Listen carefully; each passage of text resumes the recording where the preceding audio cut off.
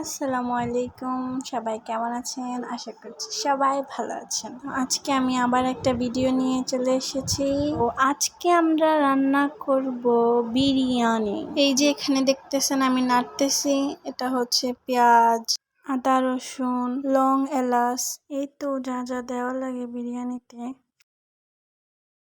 আজকে আমরা এই বিরিয়ানিটা রান্না করব মুরগির মাংস দিয়ে। তো এখানে আমি যে আলু নিয়ে নিছি, এটা হচ্ছে পোলাও চাল। এই তো এখানে কয়েকটা তেজপাতা দিয়ে দিছি, তারপর মশলাটাকে ভালো করে কষিয়ে মুরগিটা দিতেছি। মুরগি দেওয়ার পরে এটাকে ভালো করে নাড়তে হবে।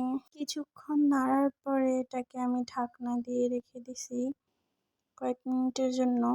এই তো ঢাকনা সরিয়ে আবার এটাকে একটু নাড়াচাড়া দিতেছি। এখানে আবার আমার জামাই চলে আসছে এটাকে একটু নাড়তে। নিচে লেগে যেতে পারে, তাই ভালো করে নাড়তে হবে। তারপর এখানে আলুগুলোকে দিয়ে দিতেছি।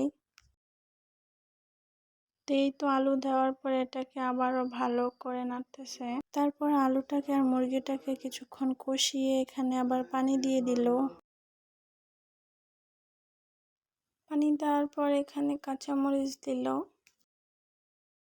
তারপর এটাকে একটু নাড়াচাড়া দিয়ে ঢাকনা দিয়ে দিলাম। এই তো এটা অনেকটাই হয়ে এসেছে। হওয়ার পরে এখানে আবার চালের জন্য পানি দিয়ে দিল। তারপরে দিল কিশমিশ, তারপরে দিল আগে থেকে জাল করে রাখা দুধ। এই তো সব শেষে দিয়ে দিল চাউল। চাউল দেওয়ার পরে এটাকে ভালো করে নেড়ে ছেড়ে নিতেছি। এই তো সব শেষে ঢাকনাটা দিয়ে দিলাম। এই যে দেখো হয়ে গেছে। কারেন্টটা চলে গেছে, তাই লাইট দিয়ে মোবাইলের ফ্ল্যাশ দিয়ে ভিডিওটা করছি। এই তো আমরা খেতেও বসে গেছি। তো আমরা খাই। তোমরা সবাই ভালো থাকো, আমাদের পেজটাকে একটা ফলো দিয়ে দিও।